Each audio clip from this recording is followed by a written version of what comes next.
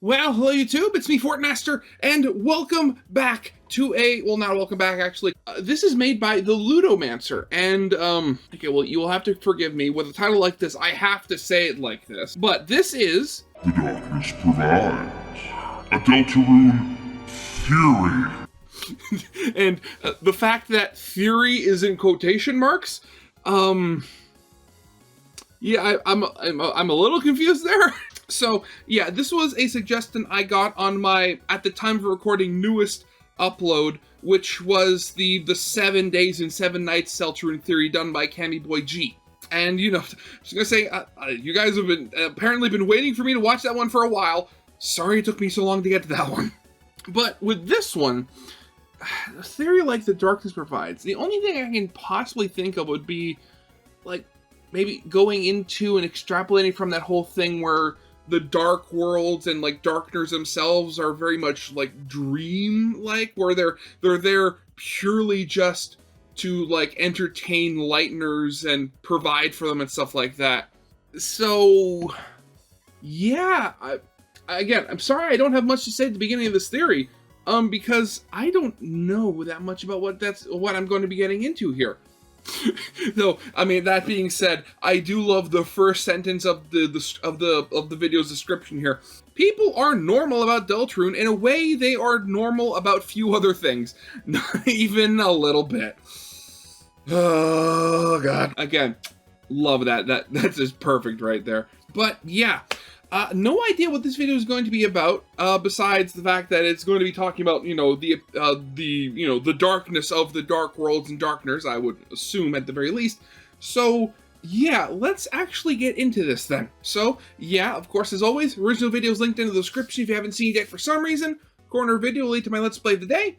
And, yeah, with all that out of the way, let's get this thing started then, shall we? Kriss Dreamer. Non-binary.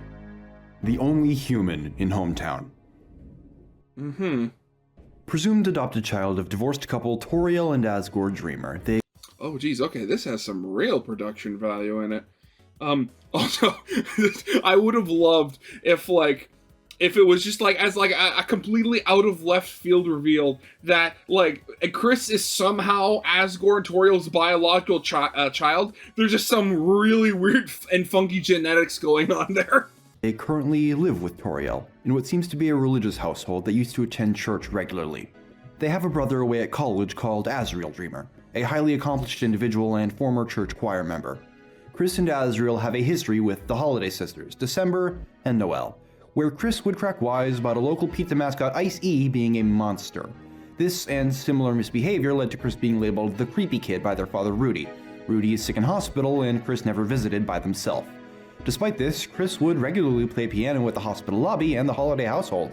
They attend class with Noelle, Susie, Birdly, Caddy, and some others, and have made a particularly close relationship with Susie in the past 2 days, despite a history of harassment. Several characters have accounts of them being some manner of outcast or exhibiting disruptive, nonconformist behavior, including church organizer Father Alvin. Kriss and Susie have discovered the Dark World twice now. They've adventured within to banish the Angel's Heaven in accordance with a prophecy from the Dark Prince Ralsei, who looks near identical to Asriel. The Angel's Heaven is represented by this symbol, the same as on the church and above the door to the Dreamer household. Darkness opposition to the Angel associates the Angel with light. Which, I mean, also, the symbol itself is actually called Deltarune, so you kind of have to, you know, plug that into the calculations as well, given that, you know, that's the name of the game. Literally. And lends credibility to hometown's local religion as a cosmologically relevant model. They're currently under possession by us, the soul, visualized as a bright red heart, only seen elsewhere in a tapestry in the Dreamer household, identifying it as a possible religious symbol. Noelle's joined Kriss and Susie in the Dark World under pretense of a lucid dream and is frequently described as an angel, despite learning her protective selves from Caddy's occult books, being capable of that, and the dark being the center empowerment in motion. Gaster's heavily implied to be relevant to Kriss's possession by the intro scene, Gaster being tied to build the Dark World and the bunkers south of town by musical cues, putting Darkness under similar possession to Kriss, wants to go back to the Dark World even when they know the apocalyptic consequences of the roaring that Ralsei was hiding, with Titans forming from darkness, a possible antithesis to the angels that Kriss has shown disrespect for. Everything comes back to Kriss, and what doesn't comes back to the Dark World. There is nothing left on Kriss to find in hometown. But and you know, Deltarune is such a simple game when you get down to it. No, again, I mean, you can say this about anything, but when you start putting things out on boards like this, start connecting with string, everything starts getting complicated. But we know that there is more. We know Kriss wants something, and that something must be in the Dark World. Thus, we derive that to understand Kriss, we must first understand the Dark World. QED.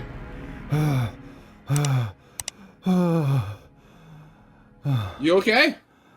Hi, I'm the Ludomancer, and I can be trusted with your subscription. This is Delta, episodic gaming work, I promise, this time for real, featuring Dante, DMC, and Knuckles, Rune. This is Kriss. Say hi, Kriss. Okay, Kriss happens to be the main character of Deltarune. They human, and they doing a mischief between chapters. The central subversion of Deltarune is that despite appearances, Kriss, our player character, isn't actually us. Cloud Strife can see you jerking his head around on the gondola and he's getting upset. Taking it straight, yeah, fun concept. I, like Toby Fox, enjoyed Britain Simulator 2008, but Toby pulls serious tension from this by making it very, very unclear what specifically our puppet thinks about all of this, and this, and this, and us, and we can't exactly ask them ourselves. Yeah, there's that bit of, there very much is that whole disconnect going on.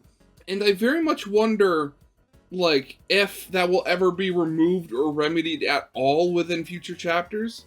Like, again, I bring it up a lot since I played it, but with Delta Traveler, you have that portion where quite literally, like, Kriss puts you away so that they themselves can talk to Susie and Noelle about what's going on between them and us.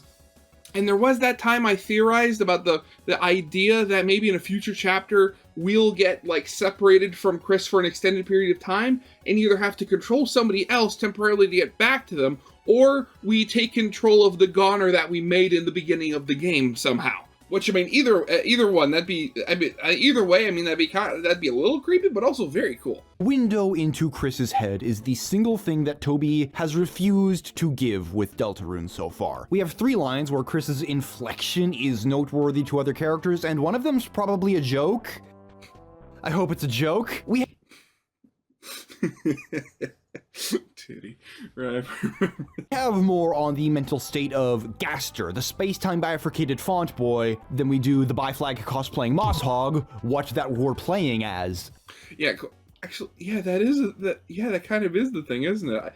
Thinking about it, it is kind of funny how we know more about a character that's literally never actually showed up in one of the games before, technically, as opposed to the character we're quite literally playing as. Every time Kriss is about to do something dramatic on screen, smash cut to black for 3 years straight and the Tumblr Dome rages. With how blatant Toby has been about hiding what Kriss is up to, it's not controversial that we should be paying close attention. But first, assumptions. Given Kriss's importance, there are a lot of theories about them. We've been in the kitchen on this for 3 years now, and we've been doing so poorly that most of us can no longer smell smoke.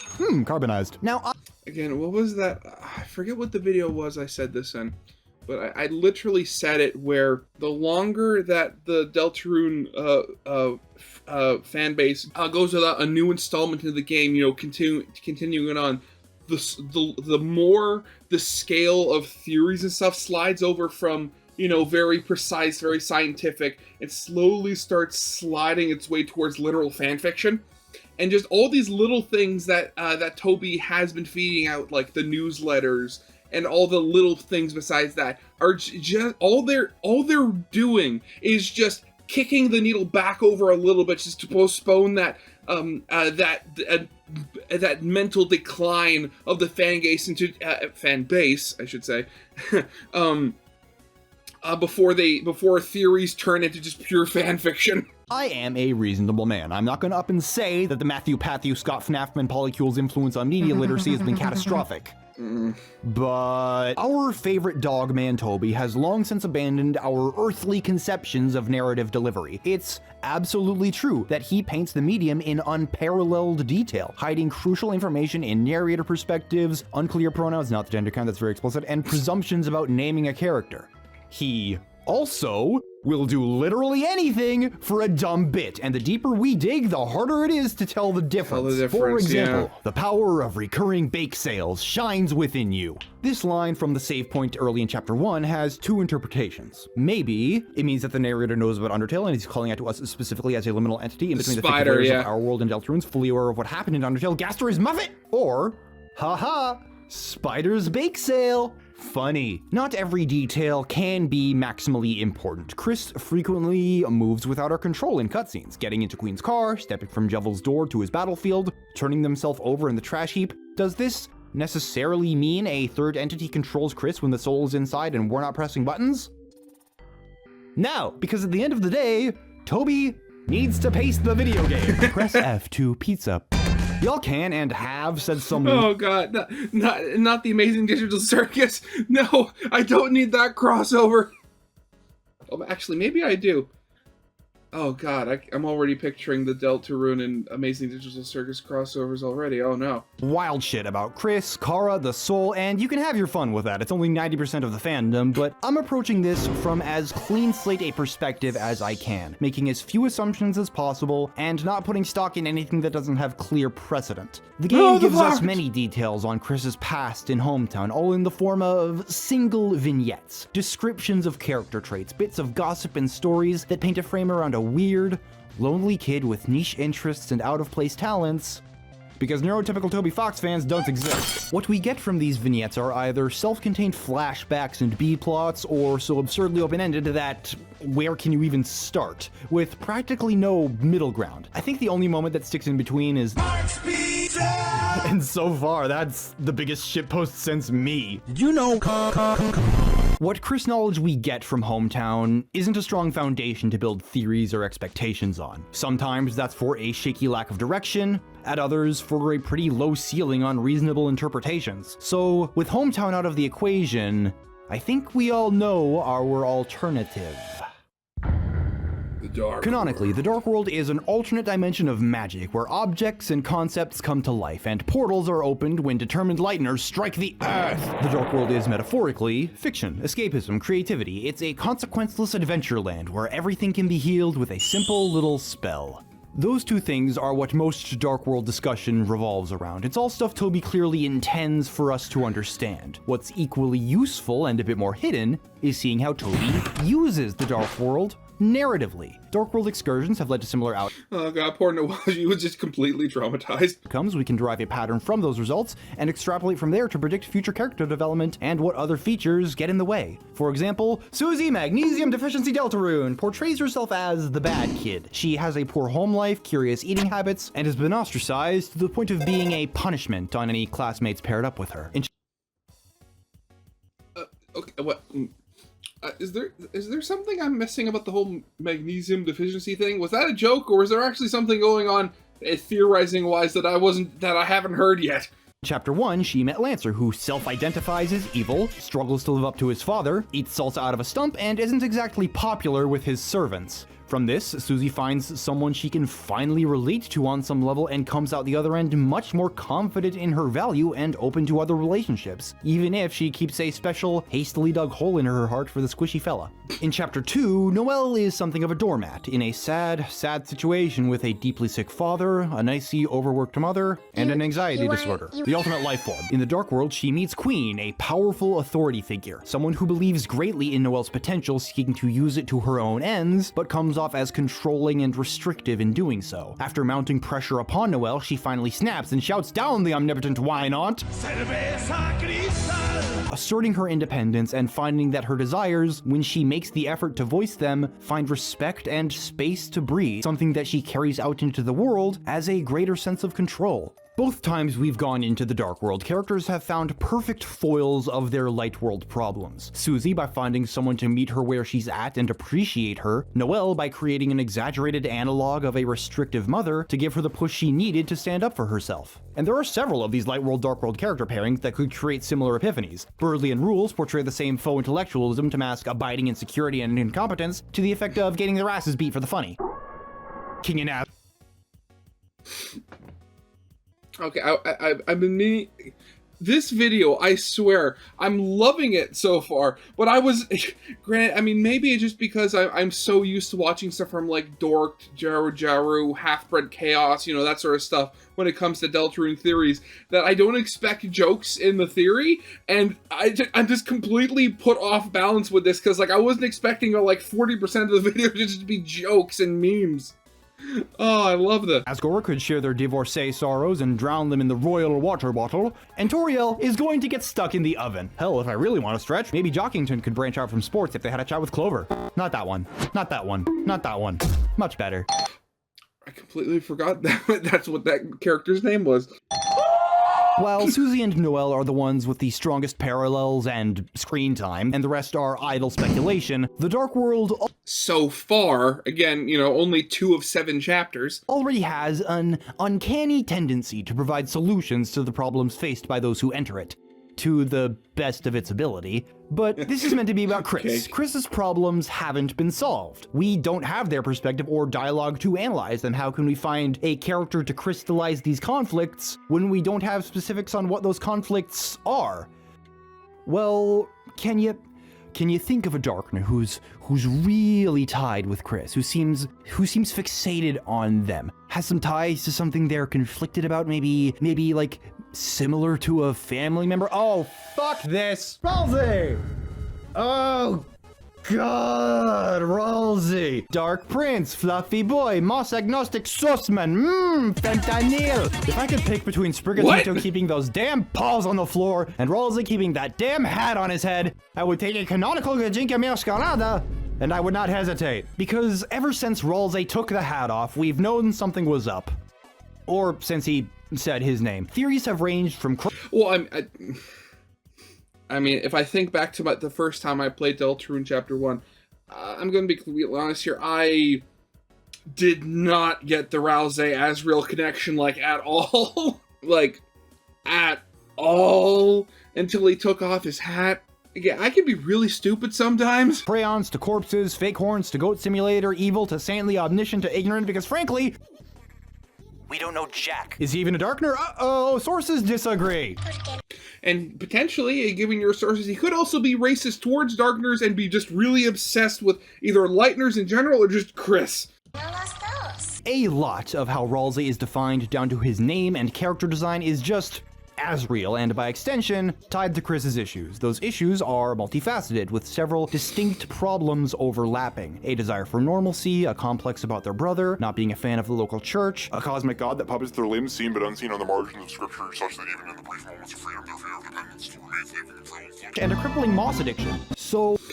Yeah, Kriss definitely has a lot of issues, and just adding on to all of that, the whole thing of where they don't seemingly have complete control over the body when we are out, the whole thing with, Kriss basically shambling around like a zombie when we're not in control. There's definitely something going on there. It's really hard to discuss Ralsei or how he supports Kriss with any specificity, because bluntly, Kriss has much more complicated issues than unworthy of friendships or scared of mom. And Ralsei has other stuff going on. A prophecy, a kingdom to rule, room renovations, the locked door.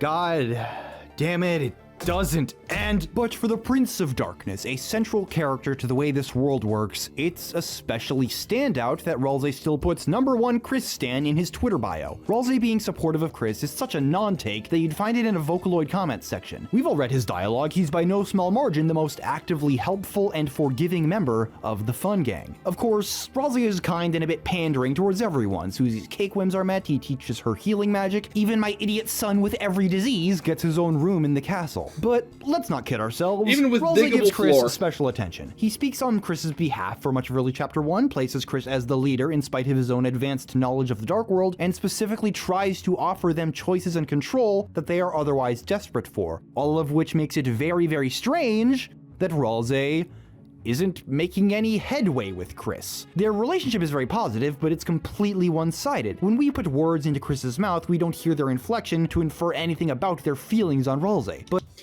And, okay, and again, it's another one of those things I remember watching in another video, and it was pointed out that seemingly the little bit we do get about Kriss is that they are seemingly a little uncomfortable around Ralsei, or would, at the very least, would much rather be around Susie than Ralsei.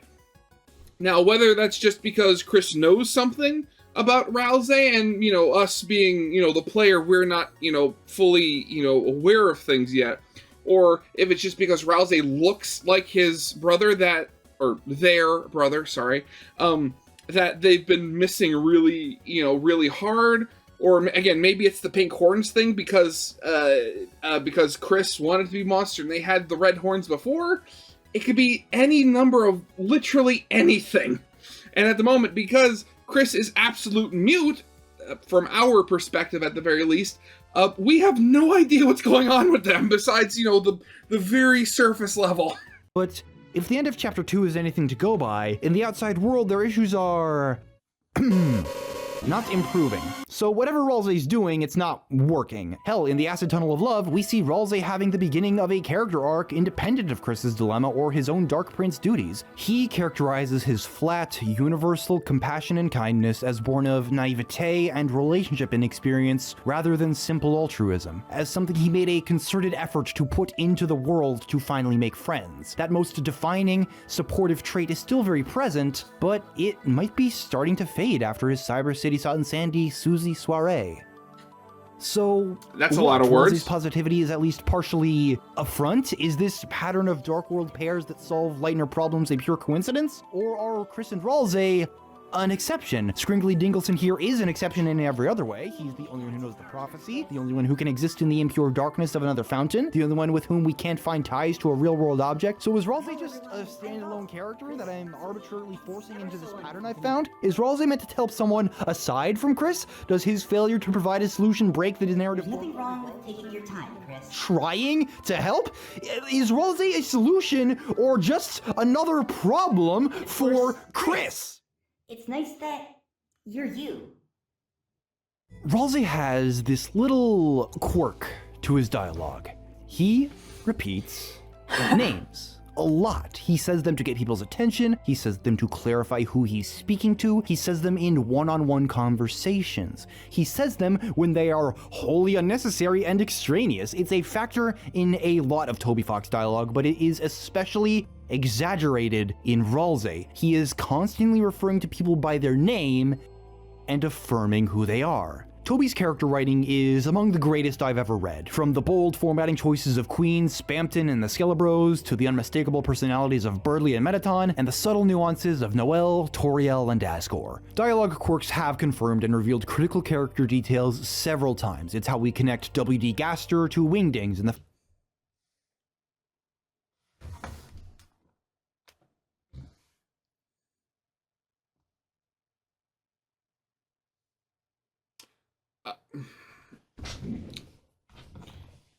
I never noticed that Gaster had a different face when you turned him upside down.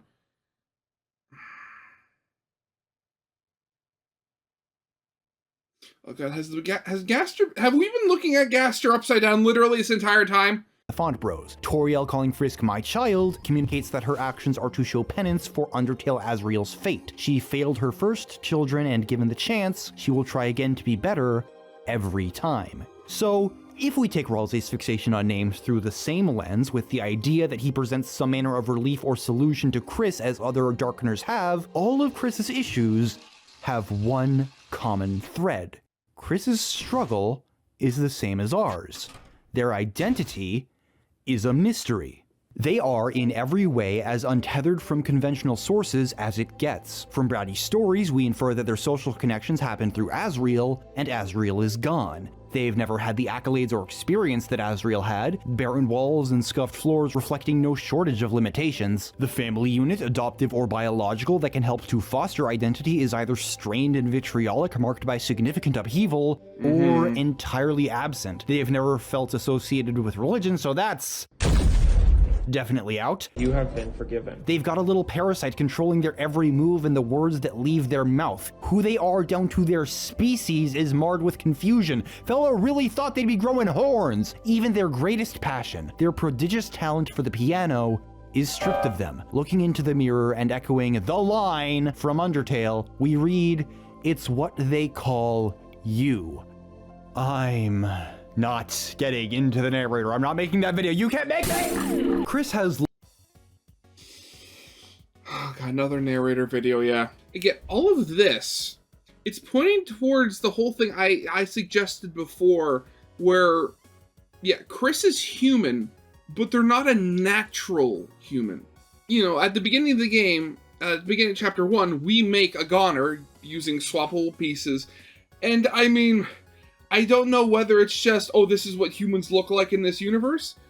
But at the same time, they all share a very striking resemblance with Kriss. So it very much could be, the thing I suggested was that Kriss is like an escaped goner or an escaped experimental version of a goner, and that's where, he escaped from the bunker, which we assume is Gaster's lab at the very least.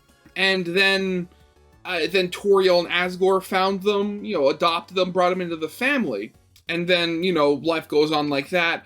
But they're always off, because they are off. Not only are they not a natural human being, they're a prototype for those natural human beings. So potentially they might have flaws, i.e., being, alive and conscious and being their own person, as opposed to the regular goners, which, given that potentially they were designed for either us or other players to control, I don't think you want your vessel to have its own personality. So maybe given that artificial origin, or potential artificial origin, and us somehow being plugged into them, and the general lack of what would make a normal human in this world, they just feel completely lost and don't connect with anyone unless apart from seemingly Asriel, who did all the heavy lifting for them when they were younger.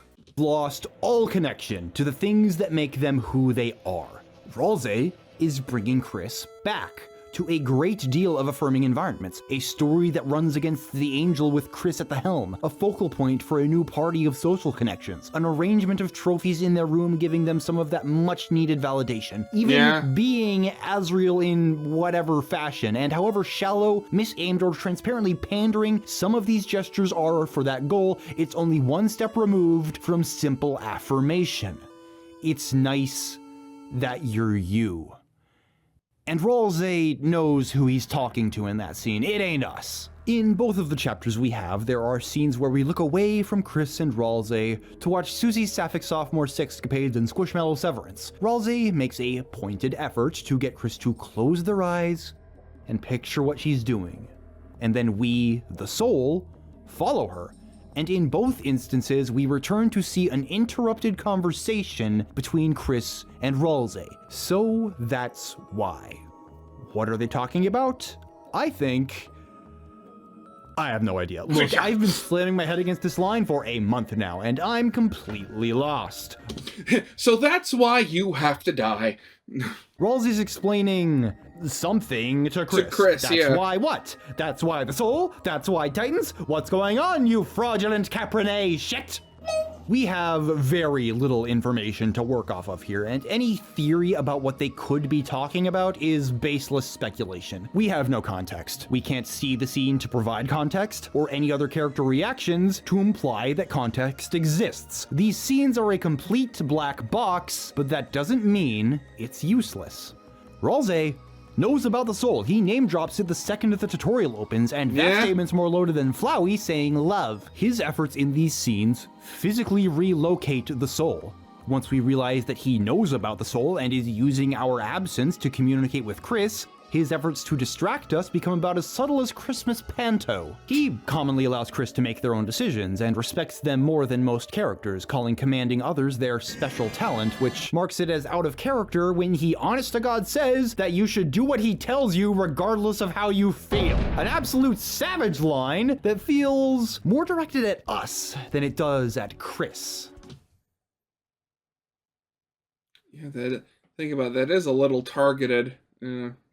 All we know is that Ralsei is knowingly orchestrating where he can talk with the real, honest-to-goodness Kriss, without needing to hold up any appearances for the soul. If he wanted to have a normal chat with Kriss, he could do that whenever, and he's saying stuff really out of pocket to get that alone time. We don't know what Ralsei is planning with Kriss. Maybe it's the reason they opened a new dark fountain?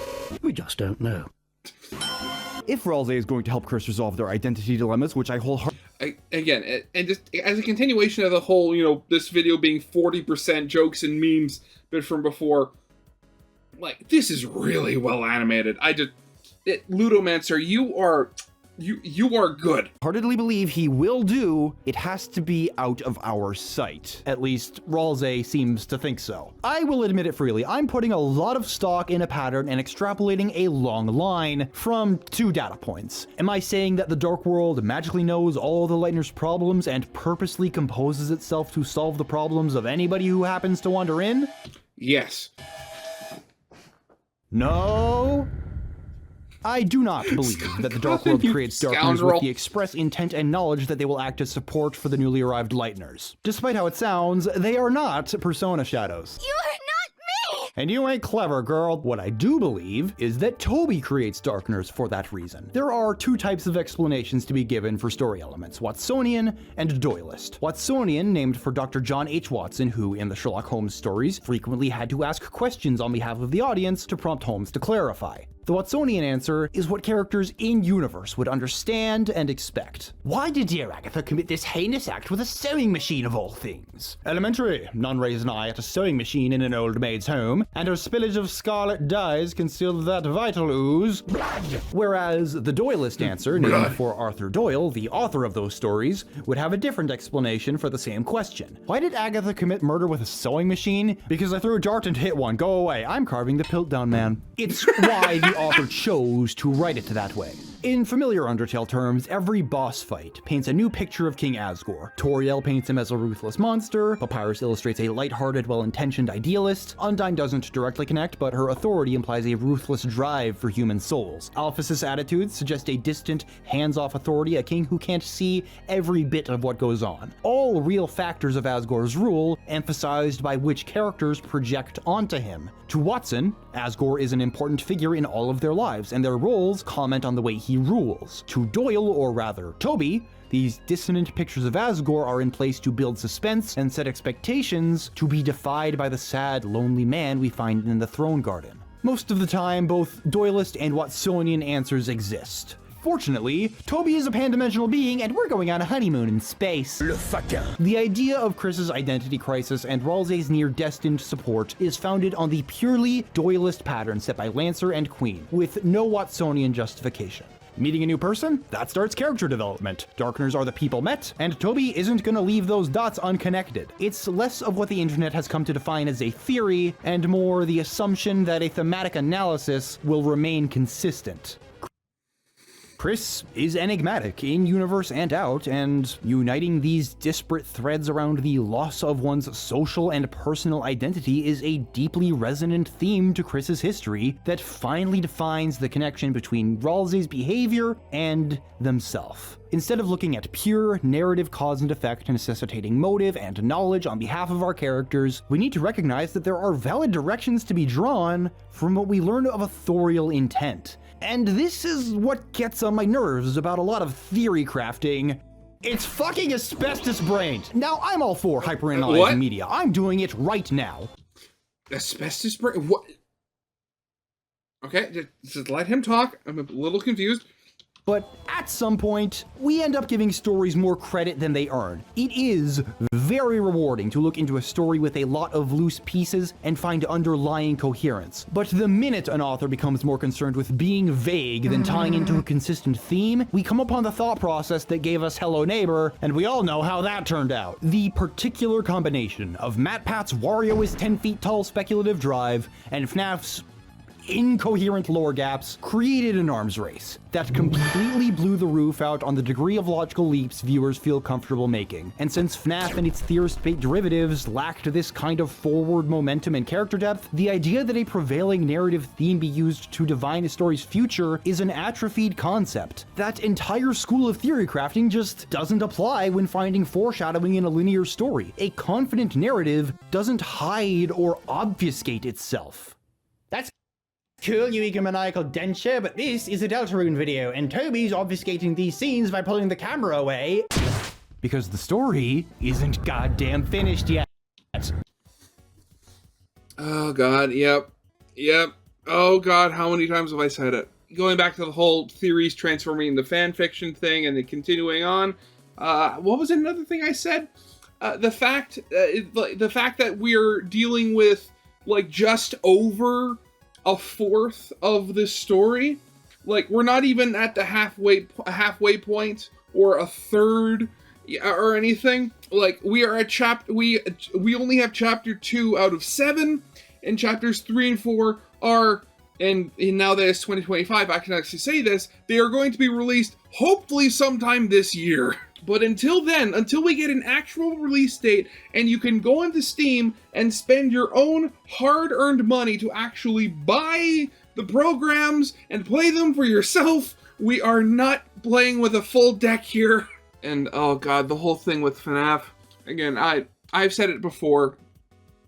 FNAF theories can get so weird, especially in more recent years, and with the new game on the horizon, like, what was it, Tales of the Mimic or something like that? And I say that as somebody who's been, at the very least, a flip-flopping active and passive observer of the FNAF theorizing community since basically its beginning. The only reason I'm able to stand it now is because I've been boiling frogs to death. And granted, you know, I say that as someone who loves FNAF and seeing, like, the new robot designs and seeing, like, the artwork people produce and just following around the story and seeing what people think and how they try to figure it out.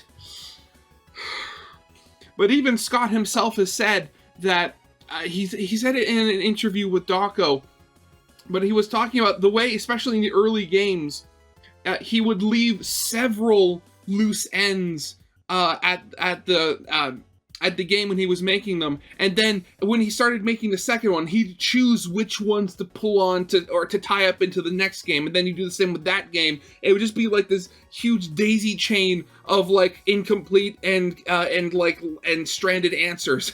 And then there was the whole thing where the reason why the story in Security Breach was so screwed up was because he didn't tell Steel Wool, the game studio who was making it, what his story he wanted to do actually was.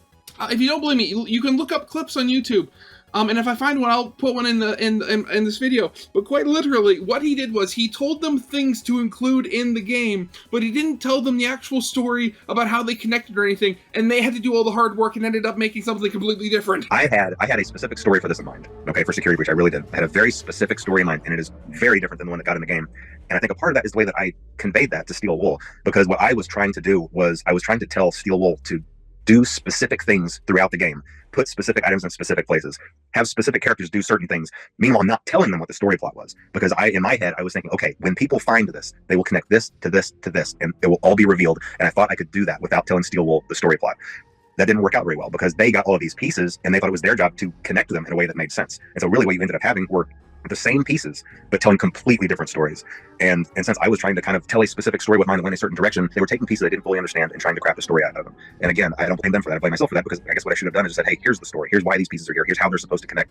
God, the world of indie video game theorizing. You gotta love it. I mean, if you don't, you'll go nuts. We don't have enough information to know where it's going because it is ongoing. If we have enough information to determine things about a reveal, then those things are already revealed. The future is not the present. Thank you, Aristotle. I guess what I mean is that we can relax a little. Enjoying a good story is about suspending disbelief and letting it point you towards what you're meant to look at and prepare you to be impressed by it. To second guess every character's motivations, to assume rational causality behind their inbuilt desires, to assert that all predictions must come from purely diegetic, logical progression is to pave over the artistry and life imbued in storytelling. Susie is a simple character. She says what's on her mind. She solves problems in straightforward fashion and gets angry when denied her agency. She's also the one who breaks up these meta moments, opening the cell, interrupting us and Noelle, making the market roll plushie make the funny noise. Nothing about her proclivity for interrupting people makes her a purposefully fourth wall enforcing mastermind, but Toby has nonetheless decided that this aspect of her personality will be used to keep the soul in check. For now, her brash spirit maintains the status quo and brings a lot of hints at Kriss's stress to the front of the Fun Gang's minds, a trend that's likely to continue in the same way Ralsei will continue fostering the broken pieces of Kriss's identity. Toby is getting where he needs to be. and showing us what we need to see, and he's been very careful to keep details close to his chest. When Jevil mentioned the Queen, we didn't know she'd be the algorithmic second fiddle potassium meme lord to a 100% real no-fake Nigerian prince. Because when a story is left hanging with mysteries that can be solved on the internet, they're as good as confirmed. Deltarune can't be solved yet, because Deltarune isn't ready to be solved yet, and if we consider how in-your-face Toby's past finales have been, it's probably not going to be that hard to put together. So, Kris struggles with their identity. The people, the events around them, and the adventures they go on, all tied together with that bright red string of fate, will do something. Yeah. I don't know. Nobody died and put me in charge here. I know we're chomping at the bit for more, but setting expectations about the meal to come will only make us hungrier. Who cares if Mike or Tenna or whoever ends up with the TV head design or not? Let's get out of the kitchen, mull over the hors d'oeuvre and soup in front of us, and savor the smell of a man literally bringing his dreams to life. I mean, I'm just going to call it here. It's not going to be a TV head. It's going to be like some sort of weird where, no, that's just it. I just thought of something else. So I don't know the characters' names, but if you've seen Treasure Planet, you know, the Disney sci-fi adaptation of Treasure Island, absolutely love that movie. But they're two of the pirates of John Silver's crew. They were kind of a pair where, like, one was like a headless body, essentially, where the face was on where the chest would be, and the other was a head with sort of like, with tentacles that kind of were in the form of dreadlocks that kind of walked around. What are you looking at, weirdo? Yeah, weirdo. How much you want to bet that Mike and Tenna are going to be sort of something like that, where they're going to be two separate characters, but they can easily make like a single complete unit, sort of something like that. Huh. Okay. Sorry, I know that has nothing to do with this. I just, you know, I just thought that. They are his dreams, after all. Keep making those awesome hacks, Radiation. Good night, everybody. Hey, thanks for watching, and thanks for your patience. Anybody who's stuck around since the last video, you're a saint as far as I'm concerned. I'd like to clear the air towards Molly Stars. The Device Theory is a well-researched and well-made series of videos that I really enjoyed watching. It's included here because underneath all of that is an approach to Deltarune that I can't get on board with. If you disagreed with what I said about the FNAF brained approach, go check it out. You will not be disappointed. I know, I've watched it. I've made, again, with my whole thing of not liking, you know, my videos to be over an hour long, I split up my reaction to the final part into, oh god, how many? I can't remember. So we have, so part 3, 1, 2, 3, 4, 5, 6. I split it up into 6 hour-plus long videos. God, I loved that theory, but that was a pain to edit. If you want to see more of what I do here, hit those YouTube buttons. It is a big help. 2024 has been a really fun year. I've got some big stuff in the works that'll probably get delayed by chapters 3 and 4, but probably, what comes of that'll be worth looking forward to all on its own. So for actuals this time, good night, everybody. Oh, God. I mean, he does bring up a good point. I mean, this is a story that, for all we're aware of, like, Toby already has all of, you know, all of it planned out. He's just, you know, making the gameplay and visuals to go around with it. So you do have to kind of look at it differently from something, again, like FNAF, where seemingly the story making process was just so different. Like, technically speaking, like, we talk about all these chapters, but Deltarune itself is technically just a single game. It's just, again, we're only dealing with a small portion of the game so far, instead of multiple games that, you know, the beginning of, like, FNAF released with. Again, as I've said, you know, the combination of the comparative lack of the actual game that we do have, combined with the absolute lack of new stuff we've gotten for the game, it's driving everybody nuts. But honestly, I love seeing all these videos. I love seeing how everybody, like, does their theories and what they say about it. God. But yeah, that's going to be it for now. So yeah, of course, as always, original video is linked in the description if you haven't seen it for some reason. Corner video will lead to my Let's Play of the day. And yeah, with all that out of the way, I hope you guys liked. If you did, leave a like, subscribe if you have not, and I'll see you guys next time. Goodbye.